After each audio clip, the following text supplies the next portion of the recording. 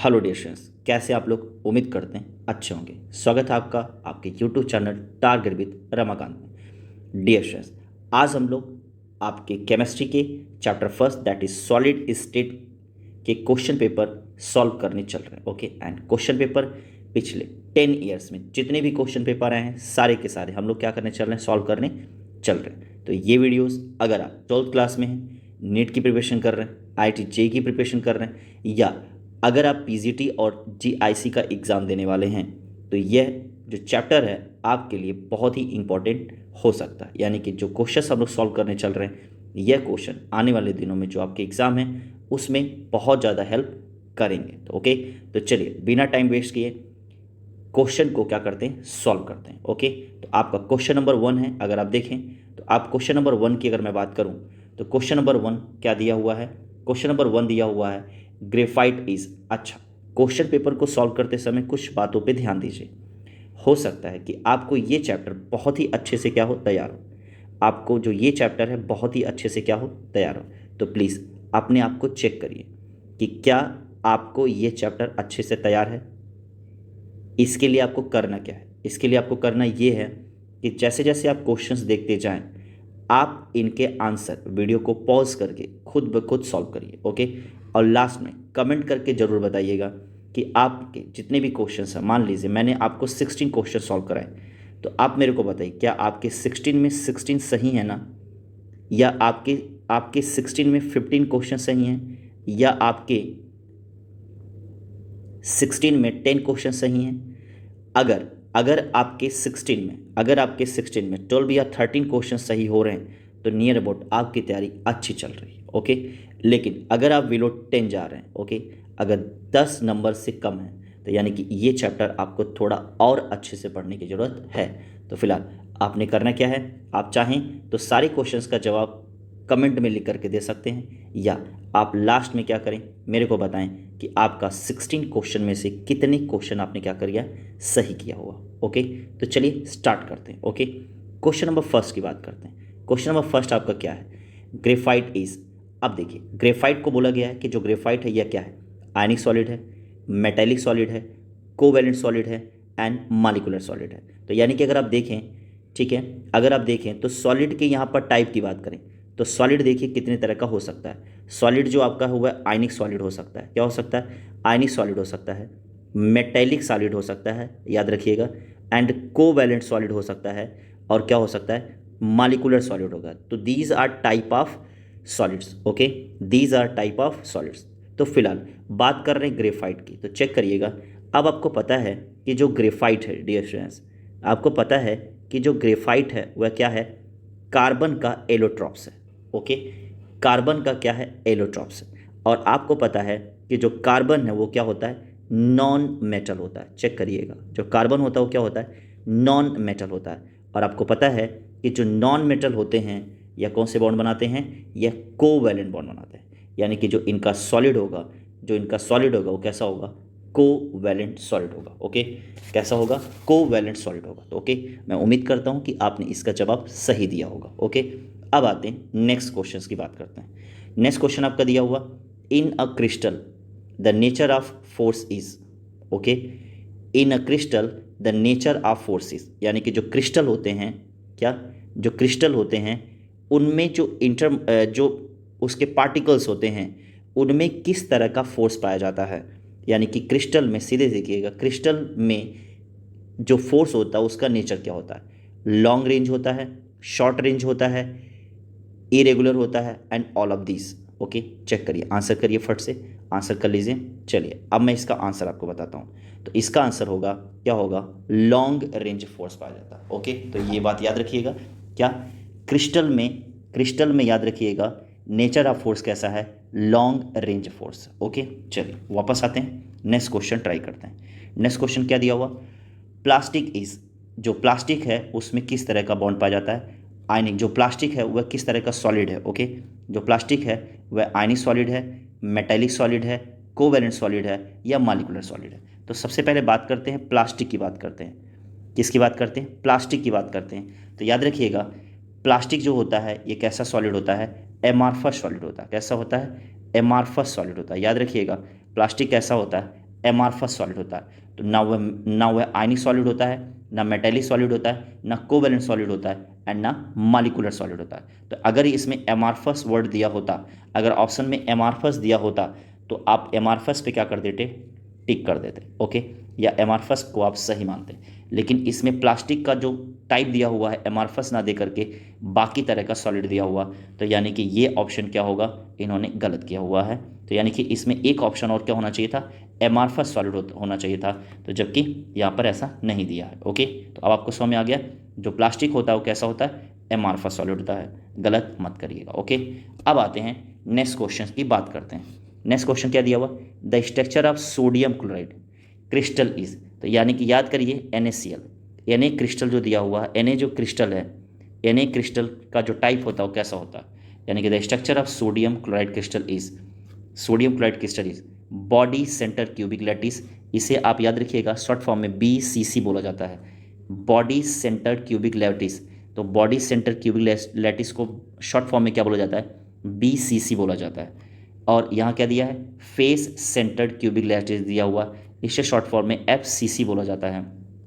उसके बाद क्या दिया हुआ, आर्थोरेम्बिक दिया हुआ, टेट्रागोनल दिया हुआ। तो याद रखिएगा सोडियम क्लोराइड यानी कि NaCl, KCl, इन सब का जो स्ट्रक्चर होता है वह कैसा होता है, face centre cubic lattice type का होता है। कैसा होता है, face centred cubic lattice type का होता है। ओके, तो अब आपको दिमाग में रहेगा ये। अब आते हैं क्वेश्चन नंबर 5 की बात करते हैं। क्वेश्चन नंबर 5 में देखिएगा, ध्यान से देखिएगा। तो क्वेश्चन नंबर 5 में अगर मैं आपको बता दूं तो इसमें देखिए क्या पूछा गया है। क्वेश्चन नंबर 5 में पूछा गया है कि sodium chloride, in sodium chloride the coordination number of Na+ is. याद रखिएगा सोडियम क्लोराइड में Na+ का कोऑर्डिनेशन नंबर क्या होगा, सोडियम क्लोराइड में 4 होगा यानी कि 4 होगा, 6 होगा, 8 होगा या अनप्रिडिक्टेड है। ओके, तो चलिए इसका आंसर मैं बताता हूँ। ओके, इसके आंसर की बात करें तो जब कोऑर्डिनेशन नंबर पूछा जाए तो सबसे पहले ध्यान से समझिएगा, कोऑर्डिनेशन अगर मैं बात करूँ तो क्यूबिक यूनिट सेल की बात करते हैं। किसकी बात करते हैं, क्यूबिक यूनिट सेल की बात करते हैं। किसकी बात करते हैं, cubic unit cell. Cubic unit cell जो हमें पढ़ना 3 तरह का होता है, एक होता है सिंपल क्यूबिक, दूसरा कौन सा होता है, body centred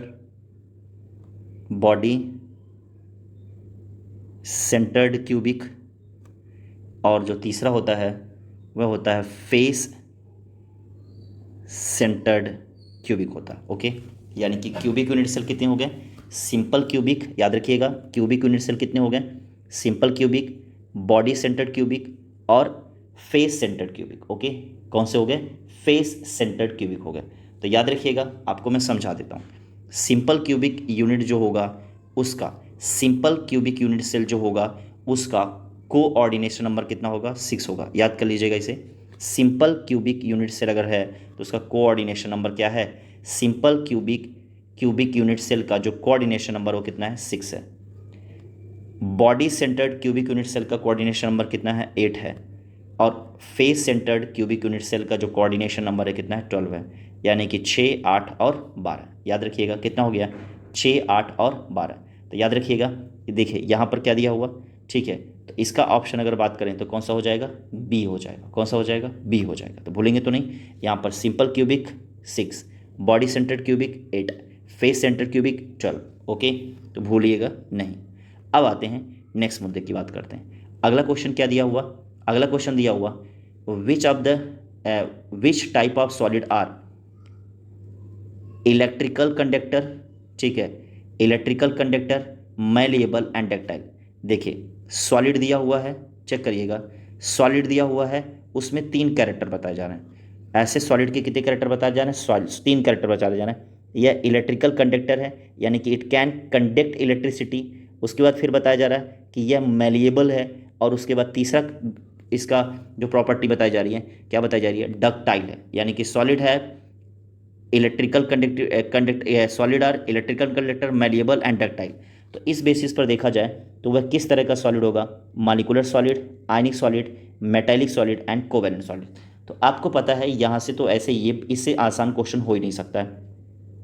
malleable quality, malleable, ductile और इलेक्ट्रिकल, जो इस तरह की जो चीज़ें होती हैं यह किस तरह के सॉलिड की खास बात होंगी, तो याद रखिएगा मेटेलिक सॉलिड की। यानी कि मेटल, आपको पता है मेटल के बारे में आपने पढ़ा है, metals are malleable, metals are ductile, metals can conduct electricity. Okay, तो सोचिए ये बिल्कुल प्रेजेंट माइंड पे क्वेश्चन था, बचपन से आप पढ़ते चले आ रहे हैं। आगे ये क्वेश्चन नंबर 7 की बात करते हैं। Solid A, solid A is very hard. Okay, एक सॉलिड है दैट इज़ ए, और बताया जा रहा है कैसा है, हार्ड है। कैसा है, hard. And is insulator of electricity. अब आपको पता होना चाहिए इंसुलेटर क्या है। इंसुलेटर ऑफ इलेक्ट्रिसिटी यानी कि यह कैसा है, यह इलेक्ट्रिसिटी कंडक्ट नहीं करता। तो देखिए सॉलिड के साथ ए के साथ क्या कंडीशन आ गई, पहला तो ये कैसा है, हार्ड है। कैसा है, हार्ड है।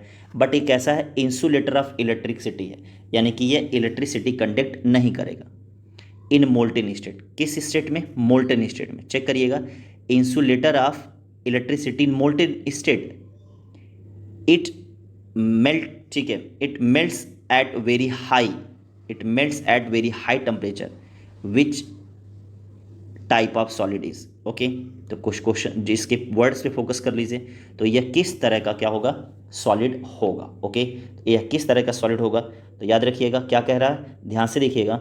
हार्ड है and insulator of electricity he city है, किसमें है, मोल्टन, मोल्टन स्टेट में।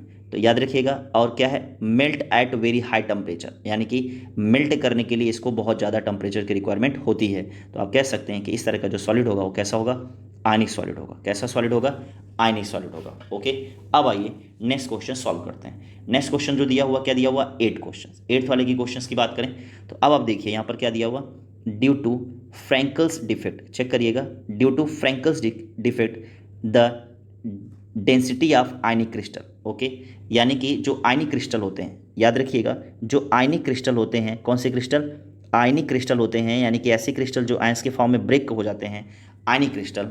तो उसमें जो फ्रैंकलाइन्स डिफेक्ट होता है, यानी कि due to Frenkel's defect the density of ionic crystal क्या करेगा, डिक्रीज करेगा, इंक्रीज करेगा, चेंज होगा या रिमेन अनचेंज रहेगा, यानी कि उसमें कोई चेंज नहीं होगा। तो याद रखिएगा इसका आंसर क्या हो जाएगा, रिमेन अनचेंज्ड। ओके, क्या रहेगा, रिमेन अनचेंज्ड। ओके, तो यानी कि फ्रैंकलाइन डिफेक्ट की वजह से डेंसिटी ऑफ आयनिक क्रिस्टल में कोई चेंज नहीं आएगा। ओके, गॉट इट, आपको समझ में आ गया, कोई चेंज नहीं आएगा। अब आते हैं next question, that is very important. यह क्वेश्चन आपके लिए ज़्यादा इंपॉर्टेंट हो सकता है। The length of core of an FCC। सोचिए अभी थोड़ी देर पहले मैंने आपको FCC के बारे में बताया, face centred cubic lattice. Okay, unit cell a and its atomic radius is कितना दिया हुआ, R दिया हुआ। यानी कि क्या दिया जा रहा है, FCC यूनिट है और उसकी कोर जो है, कोर क्या है, A है, और उसका एटॉमिक रेडियस क्या है, एटॉमिक रेडियस क्या है, तो याद रखिएगा एटॉमिक रेडियस क्या है, R है। तो अब आपसे पूछा जा रहा है कि रिलेशन बिटवीन देम इज, यानी कि कहा जा रहा है A एंड R में क्या रिलेशन है, और कंडीशन क्या है, FCC में आपको क्या करना है, बताना है। ओके, तो चलिए हम आपको समझा देते हैं, ध्यान से देखिएगा। R एंड A के बीच में जो रिलेशन होगा वह FCC के लिए भी निकाला जा सकता है। ठीक है, किसके लिए निकाला जा सकता है, FCC के लिए भी निकाला जा सकता है। SC यानी कि सिंपल क्यूबिक के लिए भी क्या किया जा सकता है, निकाला जा सकता है। और उसके बाद BCC के लिए भी निकाला जाता है। चेक करिएगा, यानी कि FCC के लिए R और A के बीच में, यानी कि कोर और एटॉमिक रेडियस के बीच में क्या रिलेशन होगा, सिंपल क्यूबिक के लिए क्या रिलेशन होगा, FCC के लिए क्या रिलेशन है। तो इन्होंने यहाँ पर क्या पूछा है, FCC के लिए R और A के बीच में क्या पूछा है, R और A के बीच में रिलेशन पूछा है। तो हो सकता है वो SC यानी कि सिंपल क्यूबिक के लिए भी पूछ सकते हैं और BCC के लिए भी पूछ सकते हैं। तो आपने क्या करना है, कुछ नहीं करना, ध्यान से देखिएगा। Simple cubic, simple cubic, simple cubic lattice, lattice, simple cubic lattice के लिए R और A के बीच में जो रिलेशन होता है वह क्या होता है, याद रखिएगा वह क्या होता है, फॉर सिंपल क्यूबिक लैटिस के लिए क्या होगा, R इज इक्वल टू क्या होता है, A/2 होता है। क्या होता है, R is equal to A/2 होता है, या इज इक्वल टू D/2 होता है। D क्या है, याद रखिएगा D क्या है, distance between two crystals. Okay, दो क्रिस्टल्स के बीच की क्या है, डिस्टेंस है। ओके, अब मैं बात करता हूँ BCC की बात करता हूँ।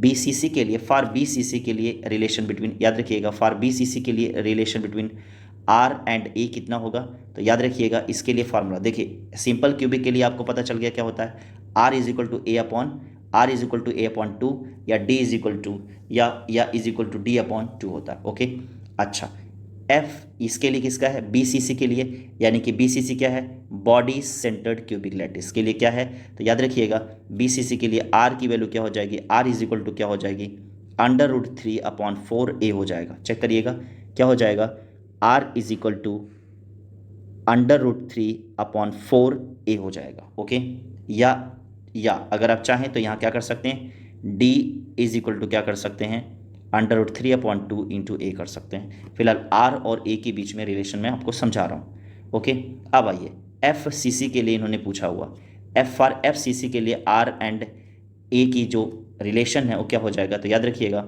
R इज इक्वल टू क्या हो जाएगा, A अपॉन 2 हो जाएगा। ओके, चेक करिएगा, अब आपको तीनों रिलेशन समझ में आ गया।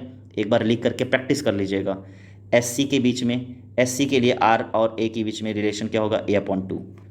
BCC के लिए क्या होगा, R is equal to √3 A upon 4, और FCC के लिए क्या होगा, A अपॉन 2 होगा। ओके, अब आइए जरा ऑप्शंस चेक कर लेते हैं। तो द लेंथ आपको बताया ही जा चुका है। अब अगर आप देखें FCC की बात की है उन्होंने, किसकी बात की है, FCC की बात की है, तो FCC के लिए जो वैल्यू आएगी वो कौन सी आ जाएगी, आप चेक कर सकते हैं। FCC के लिए किसकी कौन सी वैल्यू आएगी, तो याद रखिएगा यहाँ पर चेक करते हैं ज़रा, FCC बोला इन्होंने, यहाँ से देखिए क्या दिया हुआ, FCC दिया हुआ। ठीक है, तो FCC के लिए जो वैल्यू आई है अभी हम लोगों ने निकाला है, क्या निकाला है, R इज इक्वल टू क्या दिया है, A अपॉन 2 ये वैल्यू होनी चाहिए। ठीक है, ये वैल्यू मिलनी चाहिए। तो यहाँ से देखते हैं कहाँ दिया हुआ है ये वैल्यू। ठीक है, ये वैल्यू क्या दिया है, A अपॉन 2 नहीं दिया हुआ यहाँ से। तो अगर मैं बात करूँ तो यहाँ पर कौन सी वैल्यू इसकी हो जाएगी, तो यहाँ पर ये वैल्यू नहीं दी हुई है। ठीक है, अगर आप देखें तो जो ये वैल्यू है किसके लिए है, ये वैल्यू जो आपकी दी है हुआ SC के लिए दी हुई है। किसके लिए दी हुई है, SC के लिए दी हुई है। और उसके बाद अगर इस वैल्यू की बात करूँ मैं, तो ये वैल्यू किसके लिए दी हुई है, ये वैल्यू दी है BCC के लिए दी हुई है। अब उसके बाद नेक्स्ट की बात करें तो कौन सी वैल्यू दी हुई है, तो यहाँ पर ये वैल्यू की बात करें तो यहाँ पर ये वैल्यू नहीं दी हुई है। तो यानी कि आपके हिसाब से यहाँ पर जो ऑप्शन है कोई नहीं दिख रहा है। ओके, यहाँ पर कोई भी ऑप्शन नहीं दिख रहा है मेरे हिसाब से।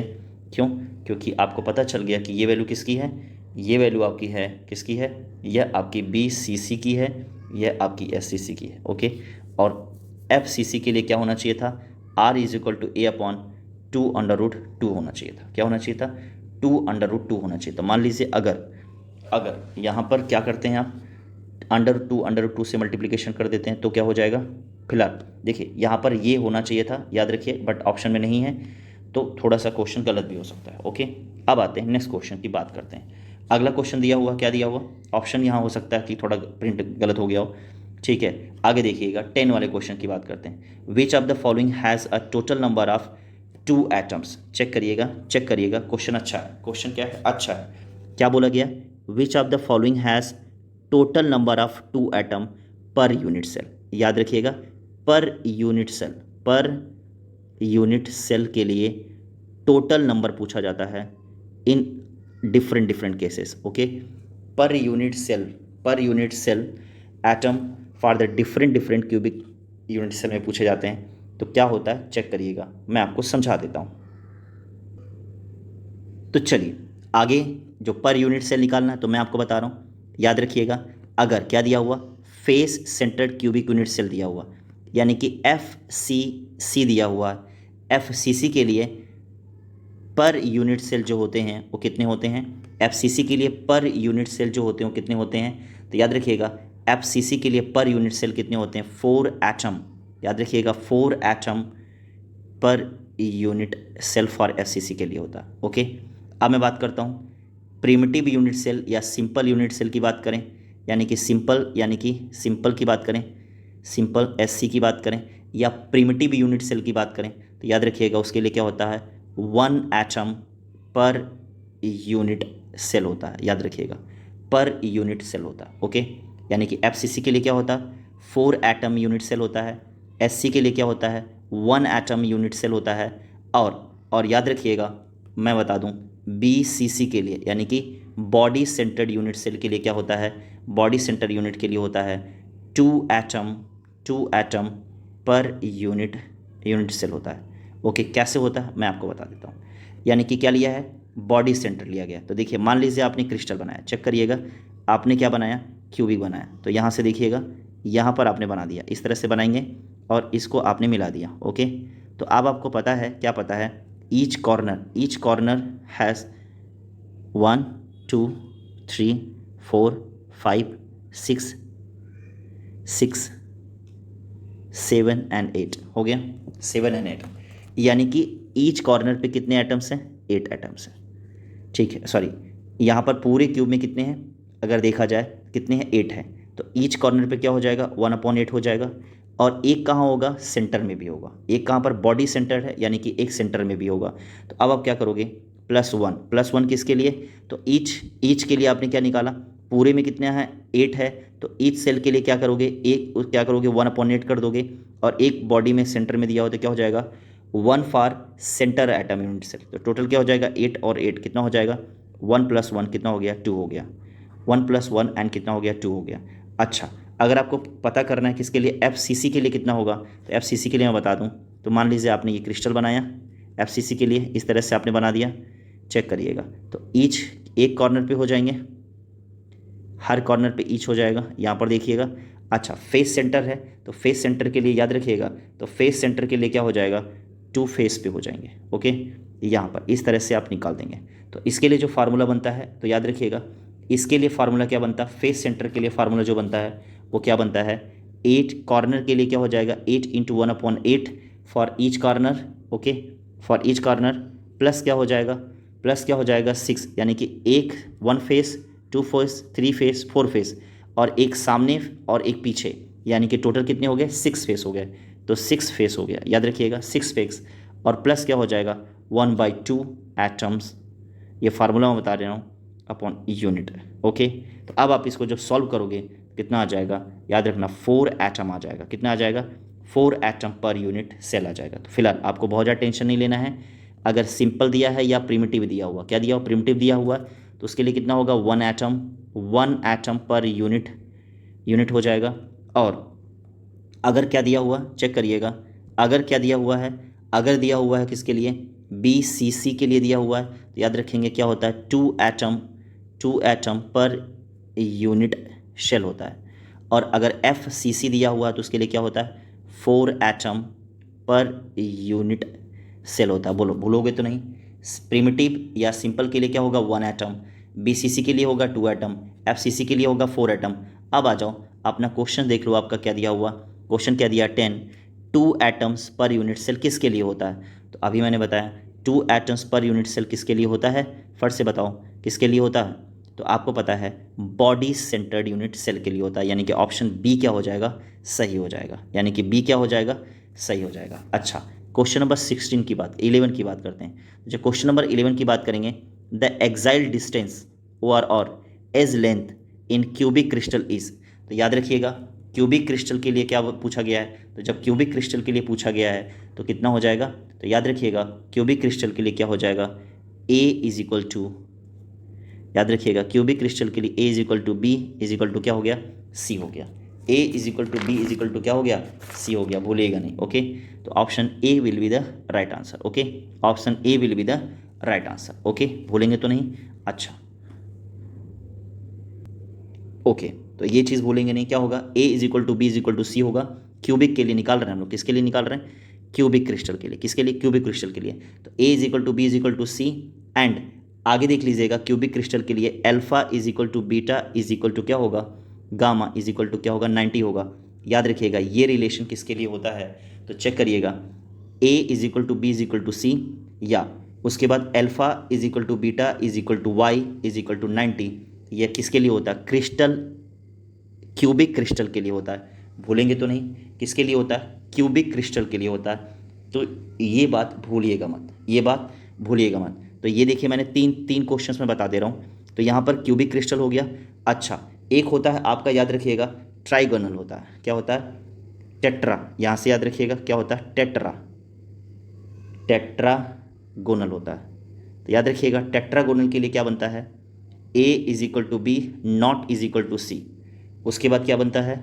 Alpha is equal to beta is equal to gamma is equal to क्या होता है? 90। यानी कि टेट्रागोनल के लिए क्या हो जाता है? यहाँ पर ये क्या हो जाता है? नॉट इज इक्वल टू हो जाता है, बाकी सारे क्या रहते हैं? सेम रहते हैं। अगला देख लीजिएगा, ट्राइगोनल के लिए मैं बता देता हूँ, यहाँ से चेक कर लीजिए। किसके लिए? ट्राइगोनल के लिए। ट्राइगोनल के लिए क्या हो जाएगा? यानी कि ट्राइगोनल को और क्या बोलते हैं?